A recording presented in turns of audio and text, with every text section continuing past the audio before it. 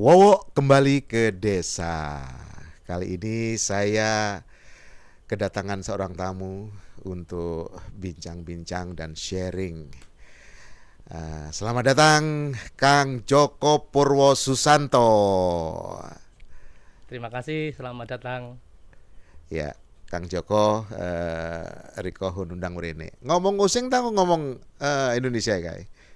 Campur bisa. Campuran. Campuran Oke. bisa. Kita ngomong-ngomong campur-campur dengan Kang Joko. Bahasa Osing, bahasa Indonesia. Setahu saya Kang Joko ini adalah pensiunan guru SMA ya. SMA 1 Gelagah. SMA Negeri 1 Banyuwangi. Gelagah. Saya juga sealumni dengan Kang Joko. Saya lulusan tahun 81 ya, lulusan dari SMA yang sama. Jadi kami sekolah di situ dan setelah lulus saya dari Surabaya ITS, Kang Joko dari Solo. Kang Joko menjadi guru di SMA tempat sekolahnya dan saya ke luar Jawa. Itulah kira-kira yang saya tahu. Kang Joko ini adalah seorang pengurus di komunitas Osing Pelestari Adat atau Kopat ya, tepatnya beliau adalah ketua untuk cabang Kopat di Licin, Kecamatan Licin. Jadi Kopat atau komunitas Osing Pelestari Adat dan Tradisi itu memiliki cabang-cabang di setiap kecamatan. Nah, untuk Licin itu Kang Joko ini ketua Kopat cabang Licin. Dan satu lagi yang saya tahu ini Kang Joko ini memiliki hobi seni budaya dan bukan hanya main musik atau ngarang lagu tetapi menyanyikan sendiri, karangannya juga bisa. Iya, iya Kang. Iya, iya. Itu yang saya tahu. Joko Afika, namanya Joko Afika. Bisa searching di YouTube atau kaset-kaset lama itu, VCD lama juga ada. Gitu Kang Joko, itu perkenalan dari saya. Silakan ditambahkan Kang Joko latar belakang pengalaman yang saya belum tahu, belum sebutkan, keluarga dan hobi-hobi yang lain. Monggo Kang Joko. Ya, terima kasih Kang Wo. Saya sudah diundang, mungkin bahasa Banyuwanginya apa ya? Ya diundang pada channel Wowo Kembali ke Desa. Nah, kalau sebelum saya mengenalkan diri saya, mungkin bagi teman-teman di luar sana, khususnya di luar SMA 1 Gelagah, ini saya di sini di channel Wowo Kembali ke Desa. Sebenarnya Kang Wowo, channel ini sangat tepat untuk materi geografi bagi saya. Ya, Kembali ke Desa itu sebenarnya kan bagaimana pergerakan atau migrasi penduduk dari kota ke desa dengan tujuan tentunya bagaimana memajukan desa, membangun desa kita.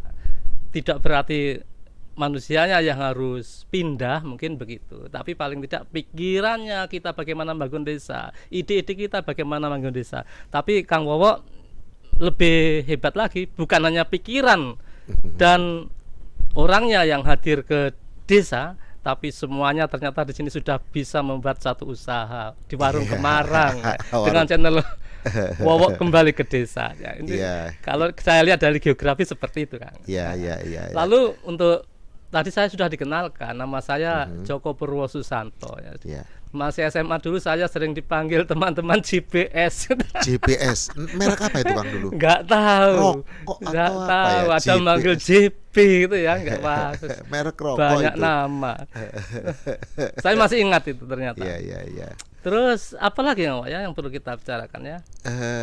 Jadi hari ini kami mengundang Kang Joko khusus untuk membicarakan tentang ilmu kebumian.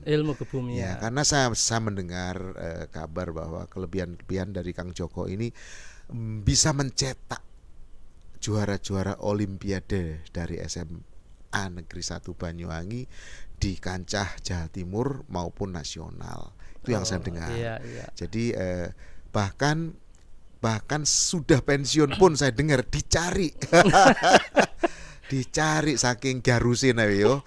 Garus, dan karena beliau menciptakan juara-juara Olimpiade ini sudah pensiun tahun lalu ya Kang ya. Iya, Riko pensiun. tahun lalu. Saya dengar masih dicari oleh orang tua, oleh guru-guru, oleh murid, dicari untuk membina supaya bagaimana caranya untuk menjadi juara Olimpiade khususnya di bidang ilmu kebumian ini. Jadi Riko Hundang Mrene itu khusus ngomongi kau ojo yo oleh ngomong liane misalnya lagu yo nggak apa-apa selingan ya kan. Jadi Riko arep gesao mrene tentang kebumian. Pertanyaan yang pertama isun yaiku paran sih Kang, apa kebumian itu bagi orang awam? Bumi kebumian iku paran, ilmu ini ono paran benang dipelajari. Apa saja ilmu kebumian itu yang dipelajari? Ketika Joko. Iya. Sebelumnya saya boleh menyapa teman-teman mungkin guru-guru SMA utamanya. Nggih, assalamualaikum warahmatullahi wabarakatuh.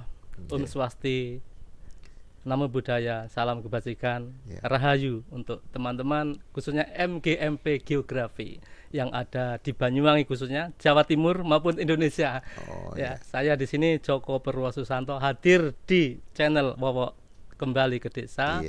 Ya, dengan senang hati saya diundang untuk berbicara tentang OSN kebumian dengan alasan tadi disebutkan Kang Wowo, kami sudah berhasil untuk mengantarkan anak-anak mulai juara kabupaten, provinsi sampai nasional. Bahkan untuk kebumian berturut-turut 3 kali di nasional. 3 kali nasional. 3 kali mulai tahun 1000 masih sekolah kita ya.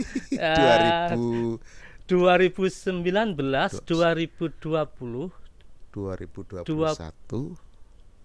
ya kan? Iya, 2021. Yang itu yang berturut menjadi juara nasional. Nah, ini makanya saya undang ke sini gimana jelaskan dulu Kang Joko ya. Tapi salam-salamnya dilanjut tadi.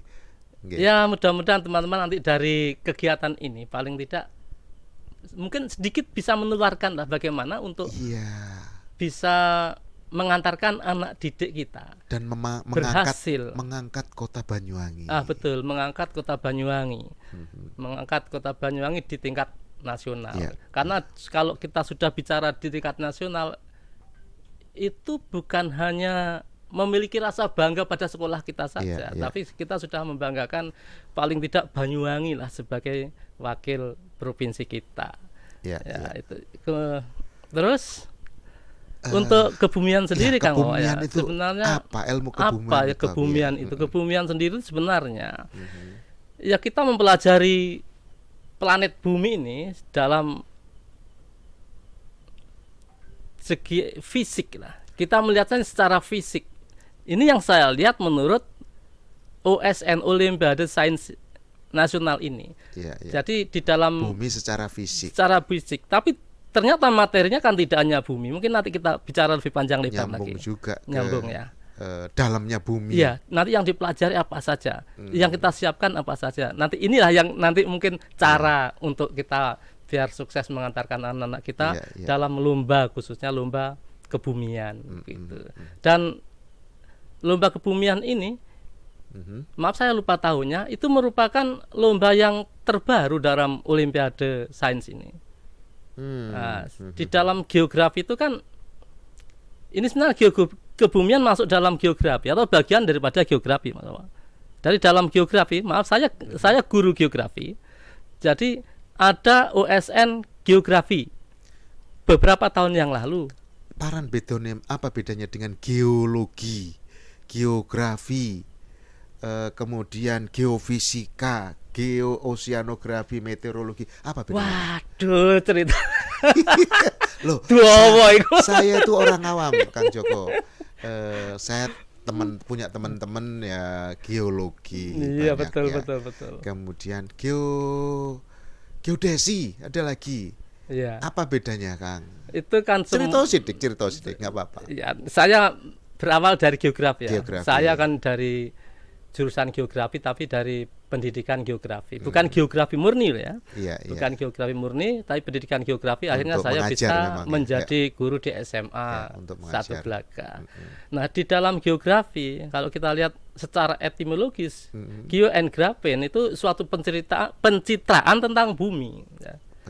Pencitraan tentang bumi. Jadi menggambarkan bumi itu secara utuh. Jadi seperti kita berdiri di depan cermin, wajah kita bagaimana, baju kita bagaimana, seperti itu secara utuh. Tidak ada perubahan sama sekali lah, utuh. Nah, bagaimana geografi mencitrakan semua yang ada di bumi yang kelihatan ini dalam geografi. Yang sebenarnya iya, termasuk dipelajari yang di dalamnya, lapisan dalamnya juga. Oh iya, nanti kan?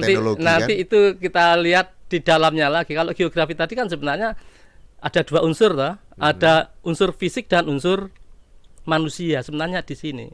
Nah, saya masih ingat kata-katanya Profesor Dr. Erwin Tarto itu dulu di UGM itu, rektor UGM ya saat itu. Saya masih ingat dalam bukunya mengatakan bahwa dua unsur pokok dalam geografi itu alam dan manusia. Alam dan manusia. Sehingga kalau ditanya, saya sering secara singkat ke anak-anak, kalau ditanya apa geografi? Nah, geografi itu ya ilmu yang mempelajari tentang hubungan timbal balik antara alam dan manusia. Iya. Ini dikatakan makhluk hidup lah ya. Mosok binatang nggak direken karo Kang Joko. Alam dan manusianya. Nah, kalau binatang nanti masuk di dalam alam ini, alam yang nanti di dalam kita bagi alam lagi itu ya. Alam ada tumbuh-tumbuhan dan binatang. Jadi seperti itu. Nah, dua unsur pokok ini yang tidak bisa dipisahkan. Alam dan manusia. Dua unsur pokok ini kata Erwin Tarto itu istilahnya loro-loro ning atunggal. Dia orang Jogja mungkin. Loro-loro ning atunggal. Dua namun satu. Istilahnya anak sekarang kan 2 in 1 gitu mungkin. 2 in 1 ya, alam dan manusia. Ya, nah dari situlah bahwa kita berpikir sederhana. Ini bagaimana cara menyampaikan pada anak-anak? Kita harus bisa membuat kata-kata bahasa yang gampang dicerna lah oleh anak-anak. Nah, kadang-kadang kita harus bisa mengikuti bahasa anak gitu. Nah, dari ini kita lihat ada dua dalam geografi akhirnya. Ada geografi alam, ada geografi manusia. Kalau geografi alam bagaimana yang Kang Wowo sebutkan tadi. Ada geologi, bagaimana mempelajari alam, struktur batuan yang ada di dalam bumi misalnya. Itu nanti masuk dalam kebumian juga loh. Geologi. Kemudian ada vulkanologi. Apa vulkanologi? Iya, ilmu yang mempelajari tentang adanya vulkanik, ya gunung api. Gunung api. Itu ada ilmunya bagian sendiri. Daripada geografi. Iya, geografi fisik tadi. Geografi fisik. Klimatologi misalnya. Iya. Itu mempelajari tentang iklim. Meteorologi, geofisika, masih banyak itu berkembang. Dan itu semua kebumian ya. Ini masuk dalam geografi. Nah, kebumian iya, masuk kebumian ini. Ya. Kemudian kosmografi. Iya. Kalau kosmografi itu dalam bahasa Arabnya ilmu falak.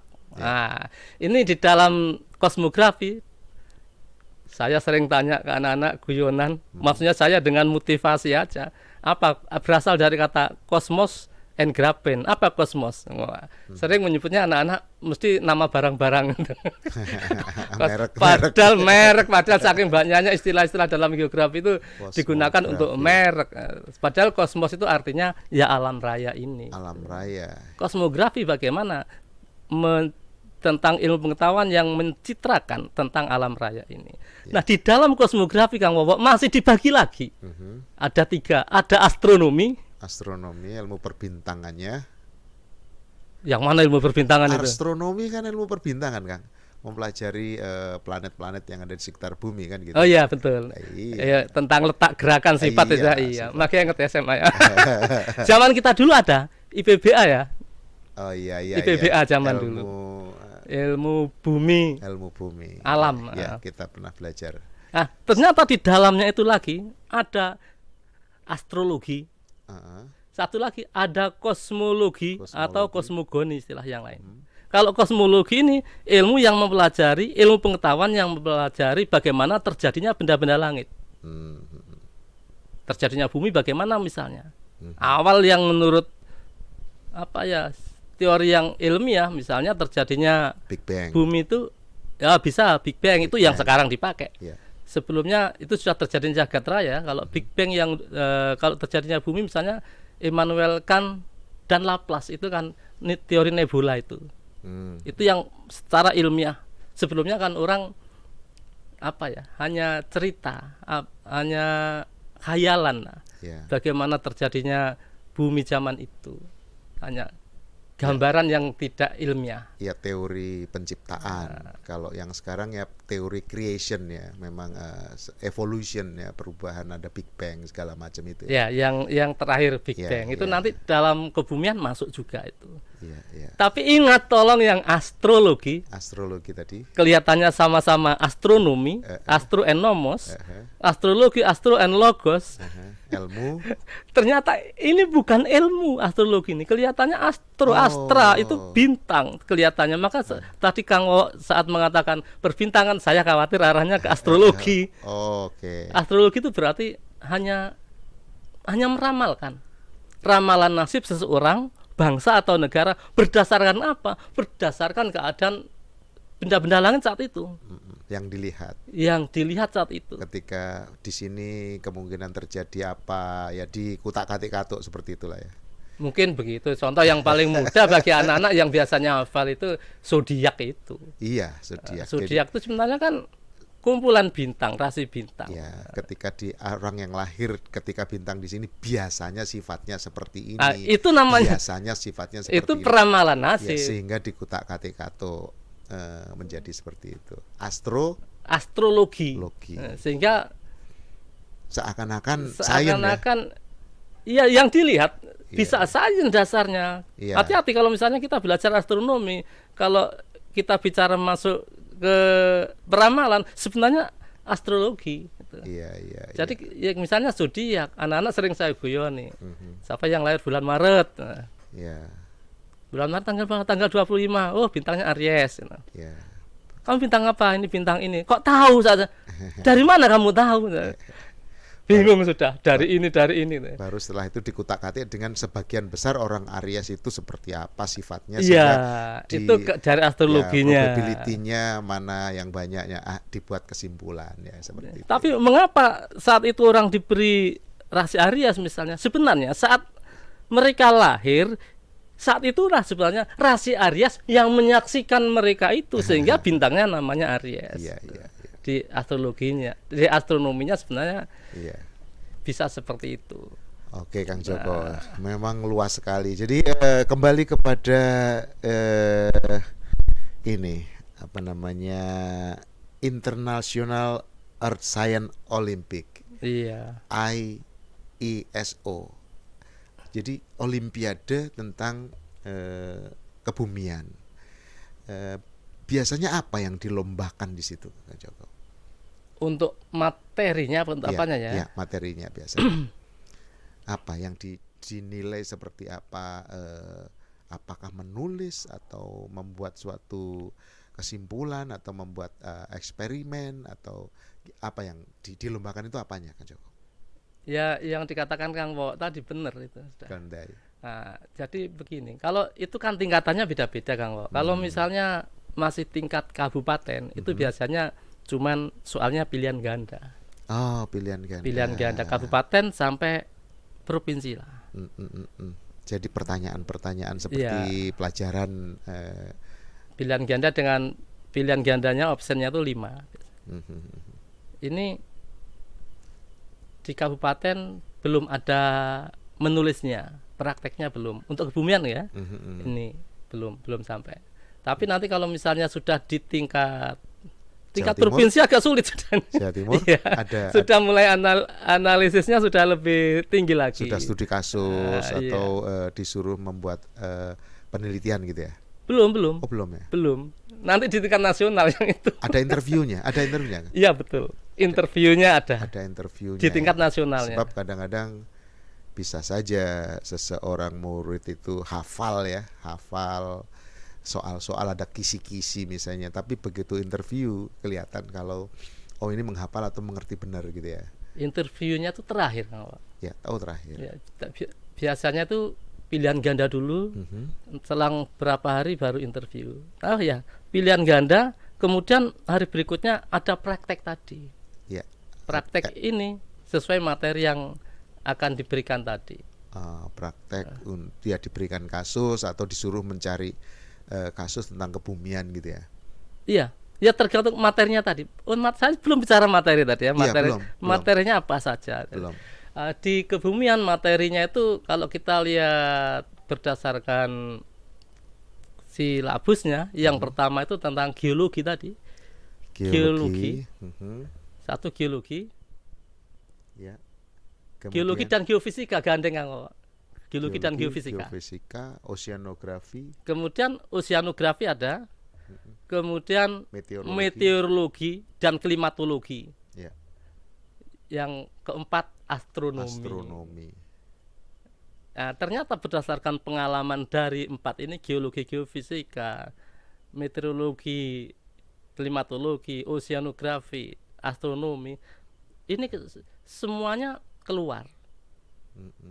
Jadi kita nggak bisa memprediksikan yang mana yang banyak soal. Ini. Kemudian kalau sudah di tingkat nasional, ini semuanya ada prakteknya. Ini yang kesulitan kan di sini. Jadi astronomi ada prakteknya, padahal OSN astronomi ada sendiri, tapi di kebumian masih ada astronominya. Jadi materinya mulai dalam bumi, laut, meteorologi, klimatologi, astronomi, semua ada. Ternyata bukan hanya bumi. Oceanografi di laut. Tentang laut. Ya. Mungkin arus laut, air laut, kadar garam. Itu masuk di situ, di oceanografi. Oceanografi masuk. Iya. Ya. Jadi, apa bedanya dengan ocean engineering? Beda lagi ya. Waduh, ocean engineering jurusan kamu. Itu sipil, teknik sipilnya ini mungkin ya. Ya, konstruksi atau apa? Konstruksi yang bangunan di laut ya misalnya. Ya. Oke. Jadi 4 ini. Oceanografi itu masuk juga di dalam kebumian itu ya. Ini kan pengalaman, ya inilah bedanya ya. Iya, kita mungkin, ya maaf kita nggak sombong karena diundang cerita, saya bocorkan ini. Iya. Dari pengalaman-pengalaman seperti ini.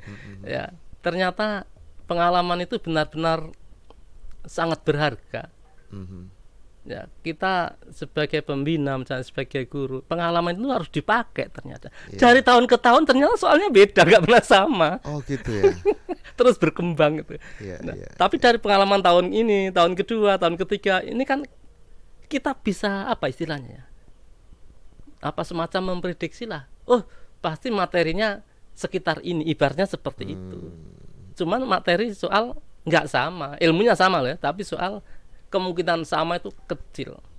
Prakteknya pun pengalaman saya 2 tahun 3 tahun ini nggak sama kok. Beda ya. Beda semua. Tiap tahun beratnya beda lah, bobotnya tiap bab, antara oceanografi, antara geologi ya. Iya. Kemudian geofisika, astronomi. Ya, astronomi beda ya. Pernah tahun berapa itu ya? Tahun 2019. Itu astronomi. Ingat saya bulan Oktober. Oktober itu kita banyak hujan di Banyuwangi. Yang disuruh ngukur apa? Ngukur diameter matahari berdasarkan apa? Sudut datang sinar.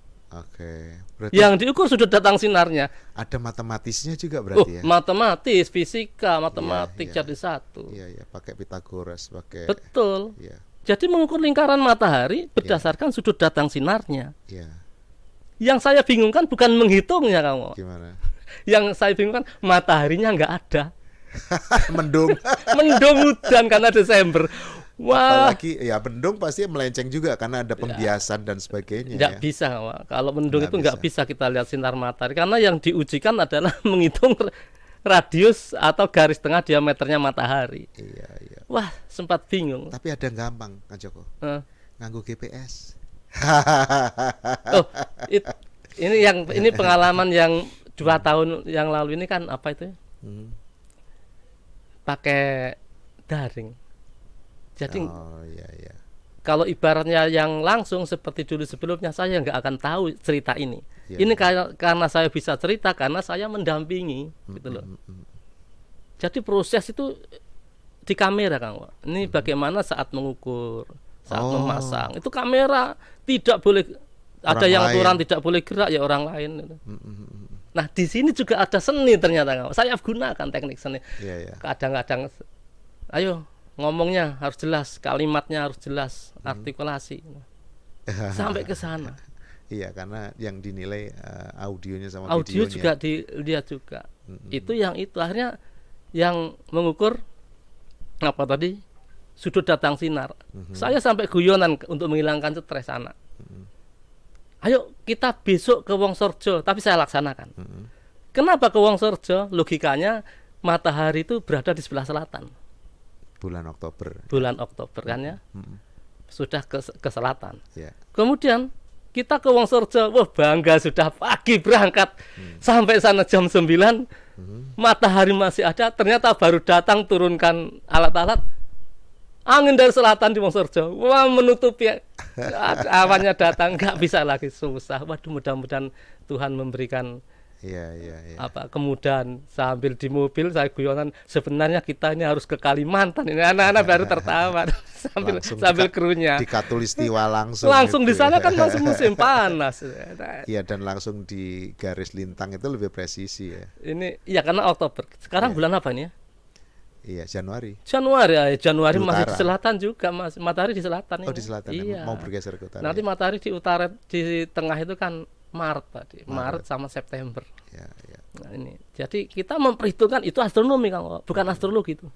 Astronomi karena yang di atas ya. Enggak, kita memperhitungkan posisi matahari itu astronomi maksudnya. Perhitungan astronomi yang kita pakai. Oh, Tidak pakai astrologi maksud saya. ya.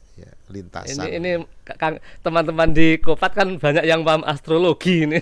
Kalau saya nggak menjelaskan seperti ini kan nanti mungkin Iya, sulit membedakan mana astrologi, mana astronomi. Iya. Memang kadang-kadang ada yang astrologi karena belum diketahui secara sains, maka tetap astrologi. Tapi ada yang dulunya dianggap astrologi, kalau sudah bisa dibuktikan secara ilmiah, maka akan bergeser sebagai astronomi nanti geser. Iya. Itu nanti ada yang lain nanti. Contohnya kalau di Jawa Pranata Mangsa, Pranoto Mongso. Orang Bali pakai sampai sekarang. Kembali lagi ke kebumian malah ceritanya kayak Kang.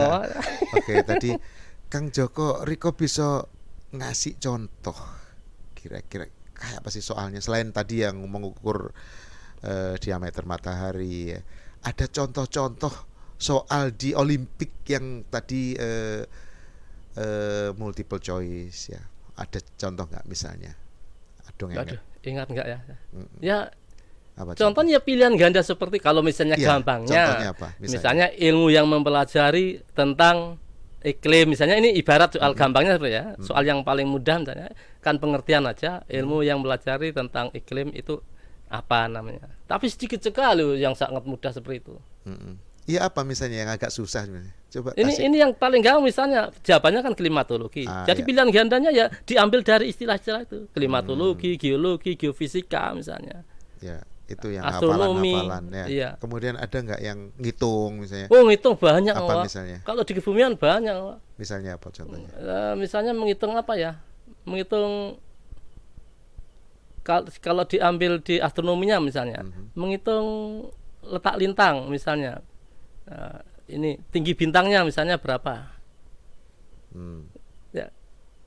Ini diketahui apa terus carilah ini. Ya, gitu misalnya ya yang ini sering keluar. ya, misalnya gimana? Misalnya begini, diketahui Tokyo itu misalnya di lintang 35 derajat lintang utara misalnya. Ya, Kang Wowo kan pernah ke ya, Tokyo. ya. Kalau saya belum pernah ini. Saya bisanya ngomong ini. Ya, di atas lintang lah, 35 derajat. 35 derajat ya, 35 derajat. Kalau sudah diketahui lintangnya, berarti tinggi kutubnya tahu. Tinggi kutub tahu, maka ini akan bisa diketahui lama siang di Tokyo itu berapa jam, lama malam berapa jam. Itu anak-anak bisa. Ya. Dengan cara itu. Kalau saya menjelaskan mungkin dengan gambar dulu bola langit. Ya, dengan bola, itu pakai rumus kosinus, pakai rumus itu ya, juring ya. Betul. Pakai rumus juring. Tapi anak-anak akhirnya trik berikutnya saya minta coba cari cara yang cepat. cara matematik, harus cari dengan rumus, betul. Rumus kosinus itu. Itu anak-anak harus hafal. Kalau saya kan tidak harus hafal. Ya, tangan 35 gitu kan, langsung seperti itu. Kadang sering guyonan ke anak-anak. Kalau saya sudah habis ngajar, tolong ya materi ini hafalkan ya, jangan sampai lupa. Loh, gimana Pak? Harus hafal. Kalau saya tidak hafal kan nggak apa-apa. Kenapa? Yang akan lomba kan kamu. Tapi dengan metode-metode itu harus ngerti ya. Tangan itu sama dengan tangan sudut tertentu sama dengan sisi yang di depan dibagi sisi jari-jari bumi misalnya gitu ya. Itu kalau Kang Muhammad mungkin masih bisa tergambar lah. Karena tergambar di dalam teknik kan itu ya, secara teknik. Ya itulah ternyata kebumian itu sangat kompleks. Setahu saya dulu ya ilmu bumi itu segitu-gitu aja, hanya ngukur kita tahu lintang utara, bujur timur, membuat koordinat suatu kota, ketinggian gunung, ngitungnya ya pakai Pitagoras, kemudian jari-jari bumi, di dalam bumi apa saja. Ternyata tidak sesederhana itu, sangat kompleks, dan ilmunya juga ada dilombakan di International Earth Science Olympic atau IESO gitu ya Kang Joko ya. Iya, baik, sudah paham semua ilmu kebumian, kemudian apa itu lomba olimpiade. Kang Joko saiki prestasi Riko, prestasi dalam mengangkat anak-anak Banyuwangi di ajang olimpiade apa saja Kang? Di ajang olimpiade? Ya olimpiade nasional, daerah maupun internasional kalau ada. Saya sebenarnya begini, saya kan guru geografi di SMA Gelaga.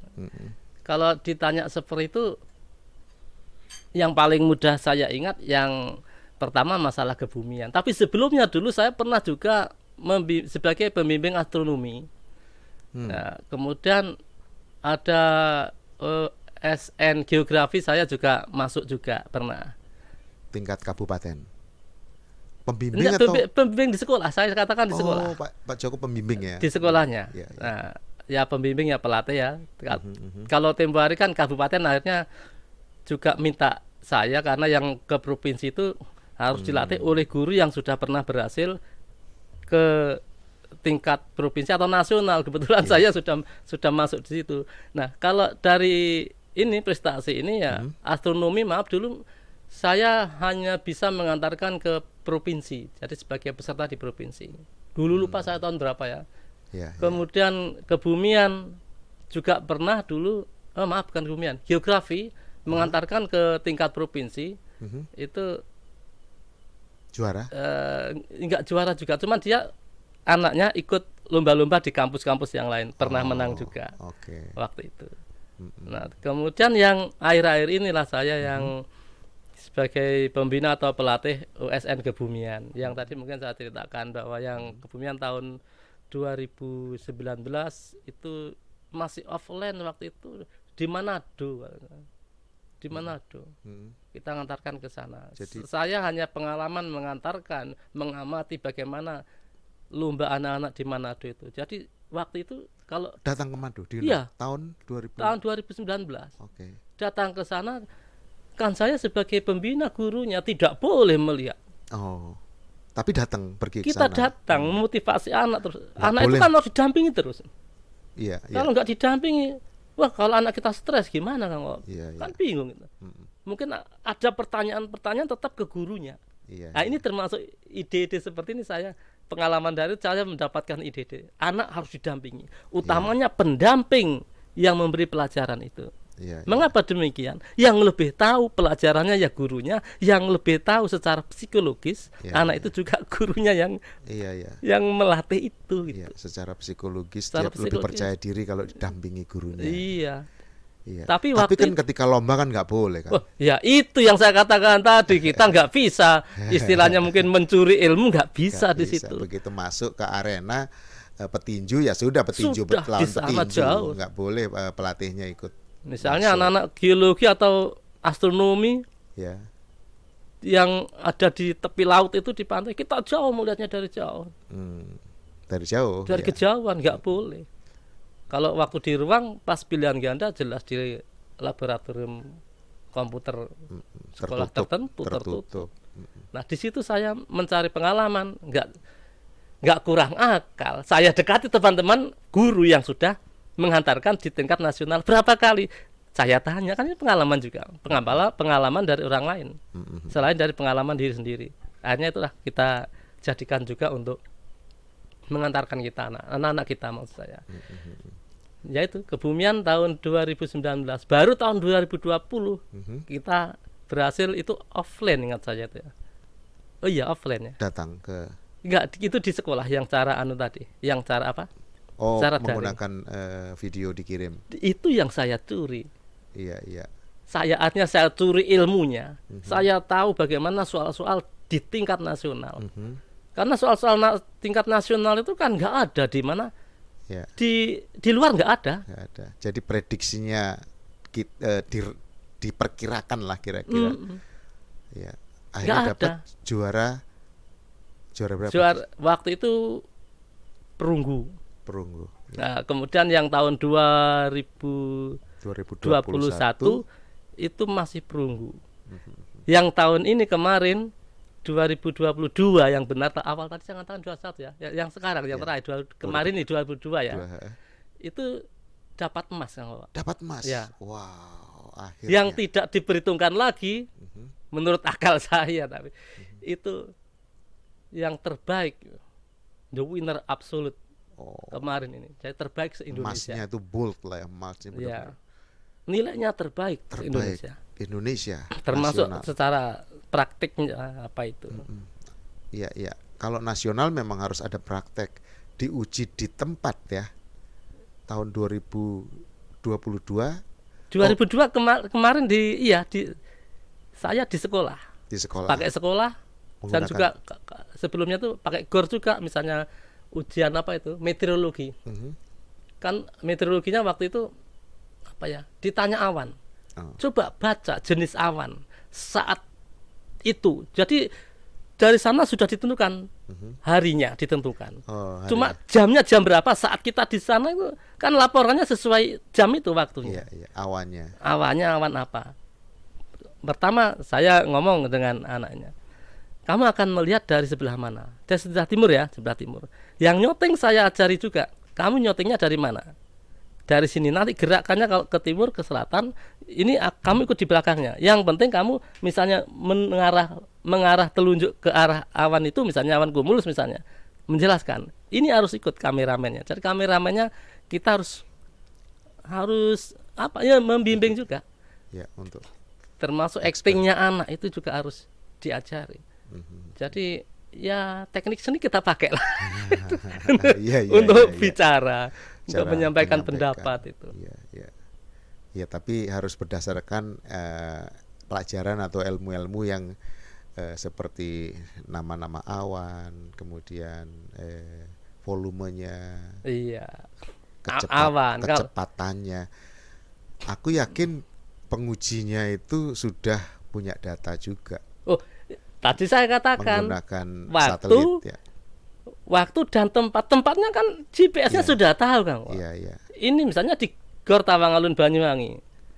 Iya. GPS-nya tahu lintang berapa, bujur berapa. Iya. Terus waktunya jelas. Saat itu kan dibaca dari sana sudah. Di situ sudah ada data. Sudah terbaca. Benar nggak anak ini membacanya? Iya, dari satelit mereka sudah punya, di satelit cuaca itu sudah bisa kebaca ketebalan mendung, kecepatan angin, segala macam. Iya, jadi nggak bisa bohong. Hanya ngarang aja ya salah. Wah, menarik sekali kalau bicara ini tentang kebumian dan. Ya, itu kebumian sama astronomi, geografi. Ini belok sedikit boleh Kang? Boleh. Sebenarnya tadi kan sudah dikenalkan saya sebagai seniman juga. Iya. Saya di SMA Gelagah itu juga pernah sebagai pembina seni juga sampai pensiun kemarin. Iya, masih jadi pembina seni juga. Pembina seni juga ya di sana ya. Jadi terus yang pernah saya tangani misalnya kalau di seni itu bukan OSN, tapi seni itu ada lomba namanya FLS2N. FLS2N apa kepanjangannya? Festival dan Lomba Siswa nasional. Seni. Seni nasional, siswa seni nasional. Aduh lupa kepanjangannya. FLS 2N. Itu bertingkat sama seperti USN Sains ini. Jadi harus juara kabupaten dulu, juara provinsi, nanti juara nasional. Seni apa yang diadu? Seninya bebas. Misalnya kalau SMA itu ya solo vokal, tari, musik. Saya pernah sebagai pembina musik gitar solo. Hanya mengantarkan sampai provinsi tapi sudah alhamdulillah juara 2 kalau nggak salah ya, di provinsi gitar solo itu. Ya walaupun kita punya ilmu sedikit kita apa ya bisa kita tularkan ke anak-anak. Oh jadi FLS2N tadi itu seperti olimpiknya. Iya, tapi untuk seni. Baru jadi tahu. Ada tari, ada musik tradisi kalau SMP, musik tradisi kalau SMA solo vokal, kemudian waduh nggak apa banyak tuh Pak. Anak saya yang perempuan ketika masih SD juga pernah mengikuti mungkin sejenis FLS2N tadi di bidang musik.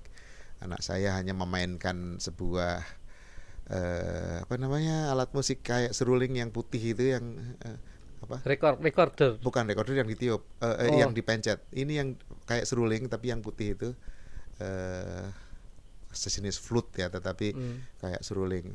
Dia main itu ternyata diuji not balok, mainkan lagu ini, yang mana yang cepat dan benar itu sempat terbaik anak saya di Riau waktu itu di Riau ya. Ya sejenis itu tingkatan mungkin ya. SD ya Pak. SD. Ya, bukan SD, SMP, SMA. Ya, SD kelas 6 waktu itu ya. Dia mengikuti itu. Ya saya ya kalau di seni itu pernah mengantarkan gitar solo, pernah kemudian nyanyi sampai provinsi aja. Mungkin belum rezekinya saya katakan gitu. Ya, yang diuji bukan skillnya atau ini, tetapi pengetahuan meninjau musik dari secara sainsnya itu. Jadi seperti membaca not. Kalau itu ya. Iya, membaca not kemudian ditanya chord itu bagaimana, ini bagaimana, kenapa harmoni, frekuensi bagaimana dan sebagainya. Ya dari secara sains ya musik. Kalau yang saya alami FLS2N untuk SMA itu enggak sampai ke situ. Itu untuk penciptaan. Sudah benar-benar applied ya. Menciptakan lagu, menciptakan. Saya kan pernah itu waktu tahun berapa itu masih ada semacam musik tradisi. Sebenarnya istilahnya bahasa Jawanya tetembangan. Tapi nyanyi kayak drama itu ya. Nyanyi sambil berperan. Ada cerita. Ini sedikit cerita mungkin untuk pengalaman teman-teman seni juga lah misalnya ya. Itu saya buat cerita lomba di Jawa Timur waktu itu. Hing pacaran sulung, bahasa Osing Pak. Hing pacaran sulung. Itu puisi atau drama atau drama apa namanya? Drama ada puisi. Tari, ada lagunya gitu loh. Seni drama musik ya. Musical. Jadi pertama saya gambarkan anak SMA pacaran gitu. Setelah ada itu actingnya ya. Acting juga, nari, acting, nyanyi. Puisinya ada ya. Terus setelah itu di tengah cut ada nasihat. Ojo pacaran sulung magi sekolah itu. Baru ditutup endingnya lagu nasihat. Bagaimana anak sekolah itu. Ini cerita seperti itu. Itu di Jawa Timur anak-anak menang di Jawa Timur FLS2N. Saya nggak nyangka lagi anak-anak aransemen musiknya juga terbaik di Jawa Timur. Aransemen musiknya. Sehingga dapat 2 penghargaan waktu itu. Iya. Oke, ini Kang Joko kan seniman, mumpung melenceng juga saya tanya nih, sudah berapa lagu dikarang oleh Kang Joko? Masuk ngeteng. Saking banyaknya. Yang penting apa kita prinsipnya yang penting kita buat saya titip. Saking sudah banyaknya sampai lali. Enggak banyak juga tapi lupa. Iya. Dan semuanya Osing atau ada yang Jawa atau bahasa Indonesia? Enggak, kemarin kita mencoba lagu Jawa juga. Sudah coba ya, itu yang lihat itu. Padahal itu Pacitan. Teluk Pacitan karena itu kenangan juga. Tapi sebagian besar Osing ya. Iya. Bagian Osing. Nah, itulah kita bincang-bincang dengan Kang Joko yang adalah ahli kebumian, tetapi juga seniman gitu ya, seniman. Jadi nyambung, ternyata semua ilmu sains itu nyambung dengan seni, nyambung dengan seni. Saya ahli IT, Kang Joko, di perusahaan minyak saya ahli IT, tapi saya juga presiden Bina Musika, ketuanya klub Bina Musika. Saya juga pernah jadi presiden Kartika Mandra, itu ketua untuk sanggar tari di perusahaan. Jadi ya dikombinasikan antara seni dengan engineering itu bisa dengan. Jadi dimanapun kita bekerja, dimanapun kita berkarya, kalau ada seninya, iya jadi semakin indah, semakin cantik kira-kira. Ya kayak di sini. Bapak kembali ke desa ternyata kan buat seni juga nih. Di Kemarang ini ya. Ada gandrung. Ada omprok gandrung. Ada gandrung di belakangnya Kang Joko. Itu ada yang baru itu di belakang Kang Joko ini. Baru, ini apa nih hitam ini? Iya, itu baru saya koleksi dari pameran lukisan yang bulan Desember lalu memperingati Hari Jadi Banyuwangi. Di Gedung Juang itu dari Kang Rohim. Riko yang judulnya iki. Judulnya Kaki Gandrung Temu. Jadi itu kakinya Gandrung Temu. Iya, kakinya Gandrung Temu yang sekarang maestro gandrung di Banyuwangi. Kakinya itu kemudian ada tangannya Gandrung Temu, dan itu ada simbol secara abstrak dibuat adalah omprok gandrungnya sedang dipegang atau di situ. Saya melihat ini memiliki arti yang sangat luas bagi saya. Kaki dan tangan otomatis kalau wajahnya sudah ada di sebelah sini. Sebelah sini ini wajahnya. Ini dilukis oleh Kang Sabto. Kang Sabto melukis asli wajah Boyo Temu Gandrung. Kalau yang sebelah sana itu yang hitam itu ini Mbah Semi. Boyot Semi, gandrung pertama katanya, gandrung wanita pertama yang ada di Banyuwangi di Cungking. Saya langsung mendapatkan kenang-kenangan itu dari cicitnya Boyot Semi untuk dipajang di sini, dan yang lain-lain nanti kita bahas. Itulah kalau orang seni, saya orang IT, saya bisa multimedia, tetapi ada karya seni. Inilah kira-kira keindahan seni itu. Ternyata di kebumian juga ada seni-seni sehingga seni menciptakan juara-juara olimpiade seperti yang Kang Joko sudah sampaikan tadi. Baik. Tapi ada lagi tadi, Kang. Ini pengalaman kemarin ya. Ini tidak mungkin bisa katakan seni ya seni mungkin. Setengahnya saya guyonan ke anak-anak. Ke anak itu. Sekarang tes tulisnya keluar dari ruang tesnya gimana bisa? Alhamdulillah bisa, Pak. Satu Pak nggak bisa, Pak. Satu kenapa? Tentang laut. Tentang oceanografinya satu nggak bisa, Pak. Waduh, sudah jangan dipikirin satunya. Nggak jelas ya, Pak. Setelah ngomong gitu, terus tes wawancaranya kapan? Besok, Pak.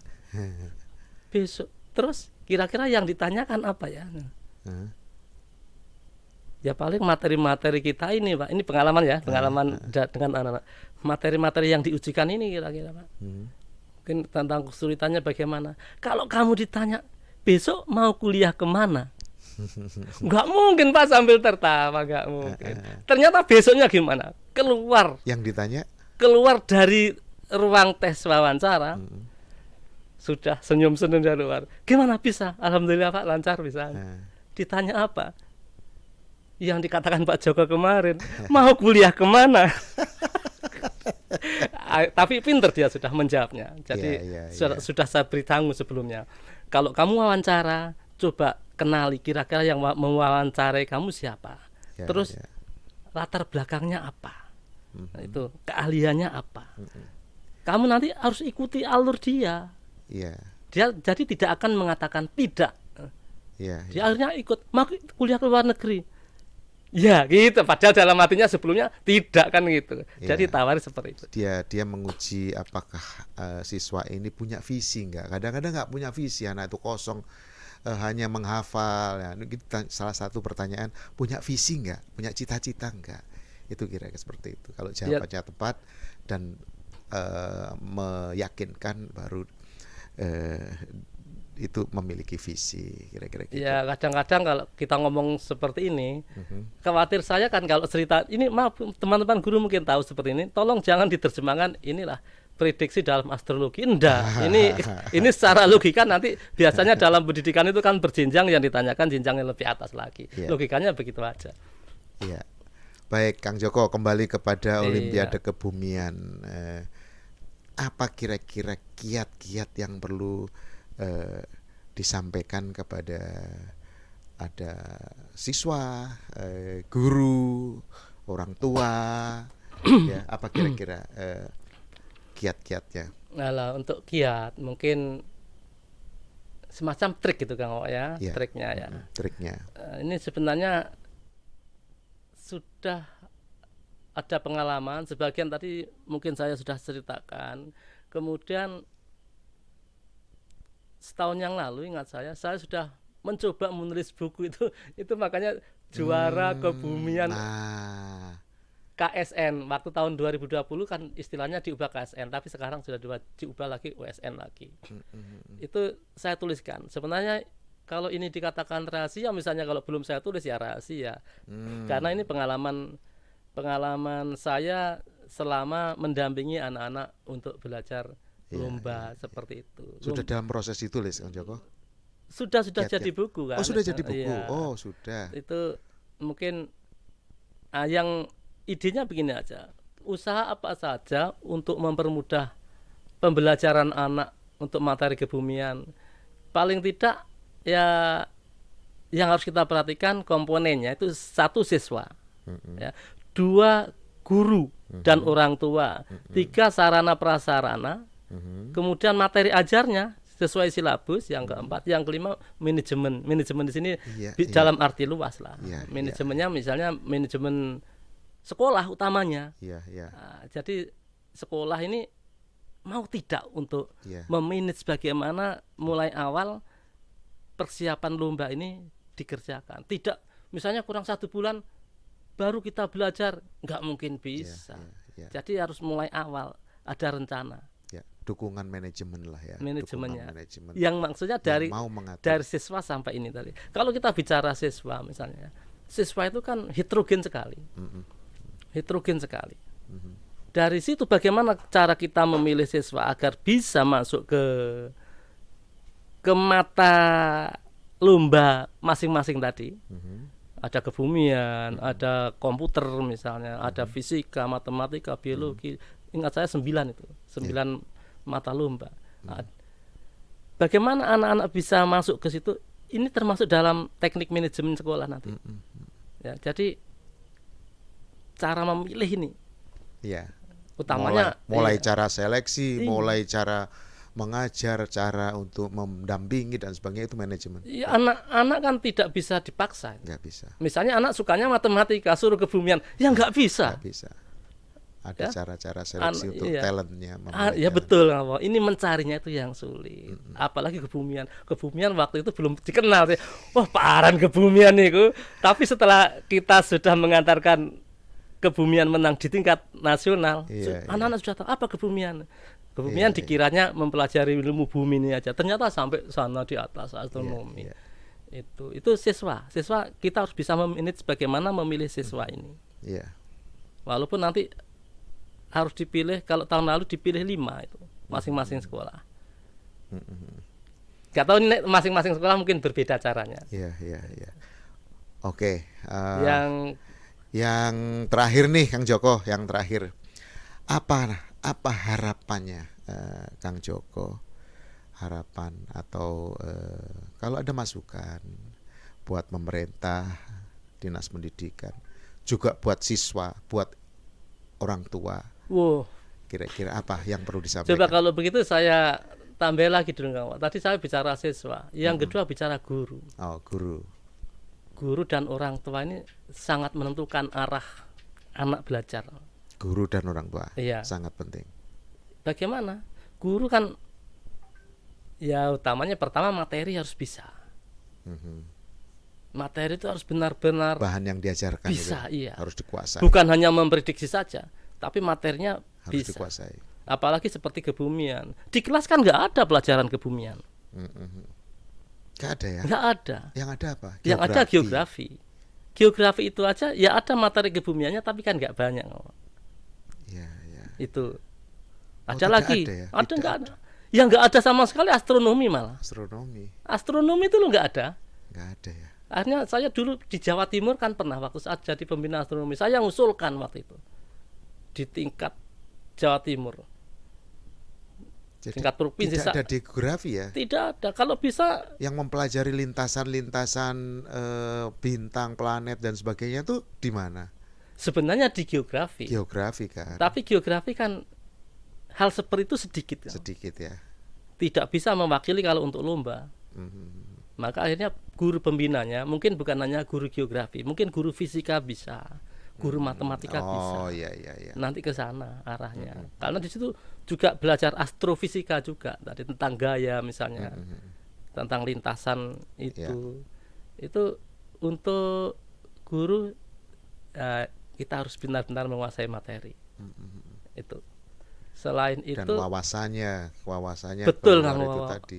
Wawasannya nanti yang apa tentang ilmu pengetahuan dan teknologi lah. Kalau bisa kita harus belajar terus. Iya. Nah, ini mungkin ya, termasuk saran saya nih. Seperti kita kan walaupun kita sudah pensiun kan belajar terus ini. Belajar apa lagi nih? Kalau seperti ini coba belajar bagaimana membuat apa ini channel seperti ini. Iya, iya. Kita nyeting ini aja kita kalau nggak bisa. Untung Pak Wawa, Kang Wawa ini ahli elektronika kan enak saja kita. Walaupun kita bicara ilmu yang lain tapi kan dipakai itu. Dulu belum ada istilah ini, belum ada YouTube. Kita sudah belajar apa itu? Video misalnya. Kalau saya belum belajar video tapi pengisi videonya saya waktu itu. Terus orang tua sama orang tua itu harus mendukung juga. Sekarang anak misalnya berminat. Iya, sangat langka soalnya yang berminat di kebumian atau geografi ini sangat langka. Pokoknya OSN itu sangat langka. Pikirannya anak ikut apa? OSN kebumian apa? Matematika, susah matematika, ikut apa? Astronomi, waduh nggak bisa. Kan gitu. Tapi bagaimana kita mengarahkan anak-anak? Orang tua harus mendukung juga. Sarana prasarananya sekolah ya harus itu. Kalau zaman dulu nggak ada komputer, saya banyak cerita seperti ini. Gambar dengan tangan. Gambar lingkaran sampai sekarang saya kalau dengan tangan tanpa jangka. Sret, titik tengah, tek, selesai sudah. Jadi kita harus belajar itu. Garis lurus, sret. Buat elips dengan tangan. Kalau kita menggunakan jangka lama kita gambarnya. Kalau dengan komputer lebih bagus tapi kan lama. Kalau untuk demo di anak-anak itu salah satu juga guru harus bisa demonstrasi di depan anak-anak gitu. Kan menarik juga nih. Nah, ini seperti itu. Jadi guru sebagai nanti sebagai pendidik, sebagai pelatih, sebagai motivator kan memotivasi anak-anak ya. Guru itu lebih tinggi lagi sebagai inspirator. Kita harus mampu menginspirasi anak-anak. Bagaimana caranya terserah. Masing-masing guru mungkin punya seni tersendiri seperti itu.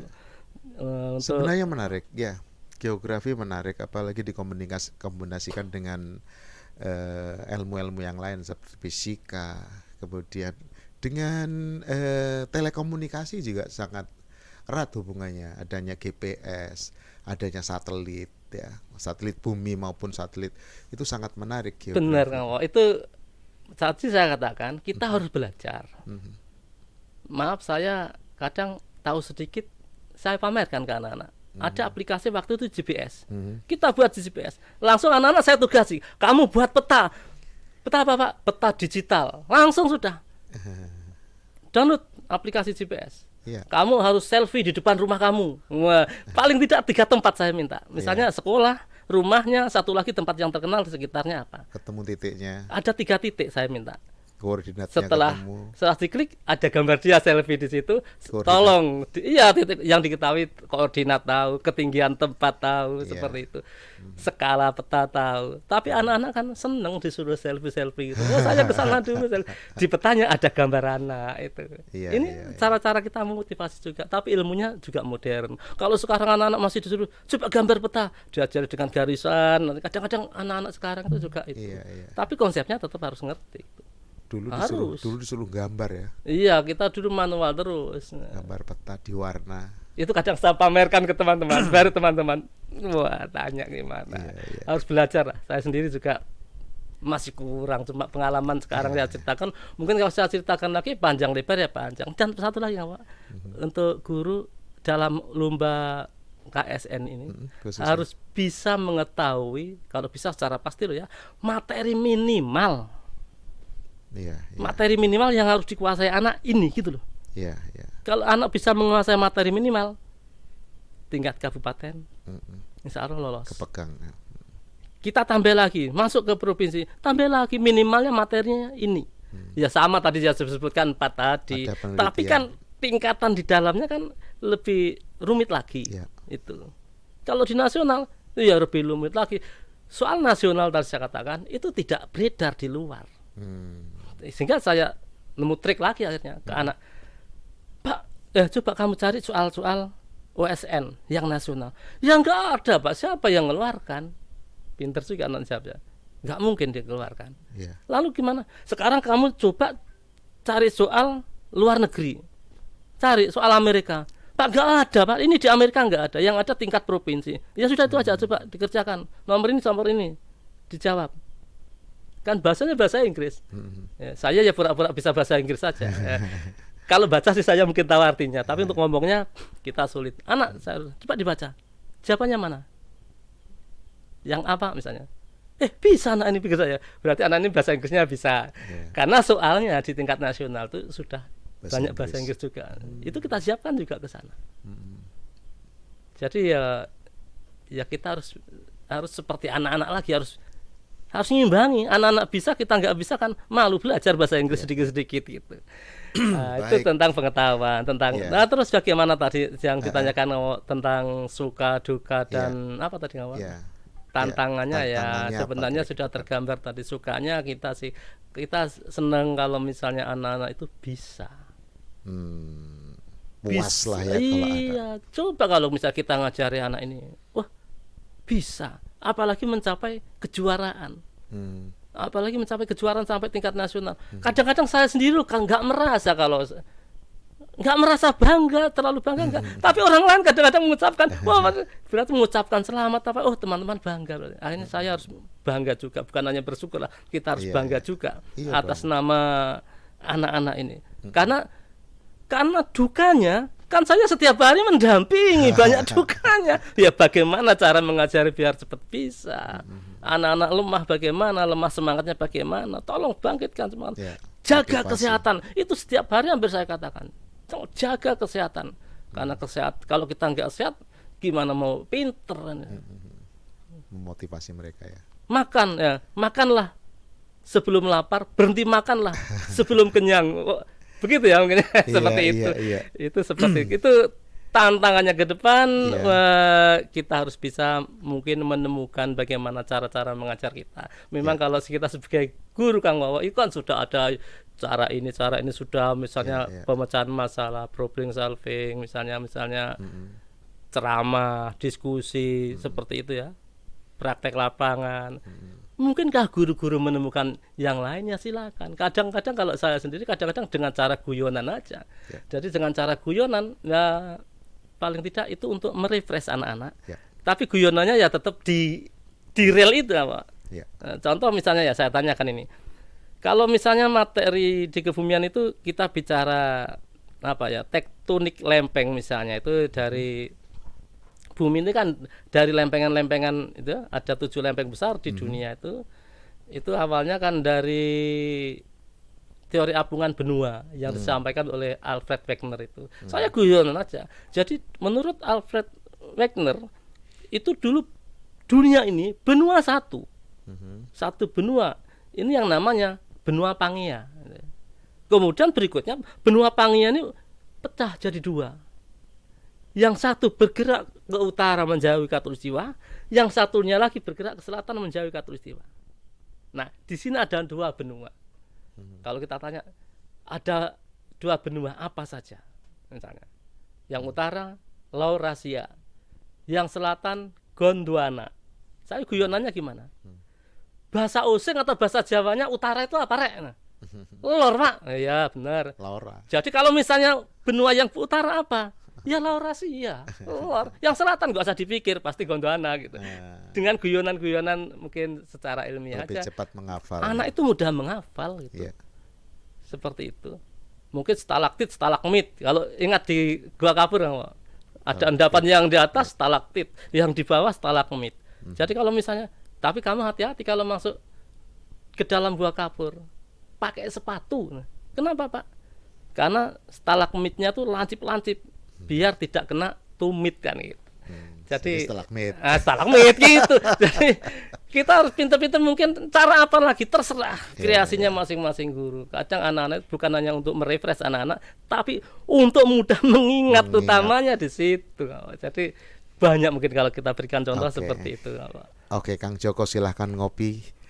Jadi inilah bincang-bincang kita dengan Kang Joko Purwosusanto yang adalah Ketua Komunitas Osing Pelestari Adat Cabang Licin, yang adalah mantan guru SMA yang telah mencetak prestasi-prestasi tentang Olimpiade dari kebumian, baik di tingkat kabupaten, nasional maupun internasional nantinya. Insya Allah mudah-mudahan ada dilanjutkan oleh penerusnya. Mudah-mudahan ada. Jadi mudah-mudahan sharing Kang Joko dengan kami di channel Wo Kembali Desa ada manfaatnya. Amin. Bagi siswa, orang tua dan guru yang akan melanjutkan prestasi-prestasi untuk mengangkat Kota Banyuwangi tentunya. Stay tune bersama Wowo Kembali ke Desa.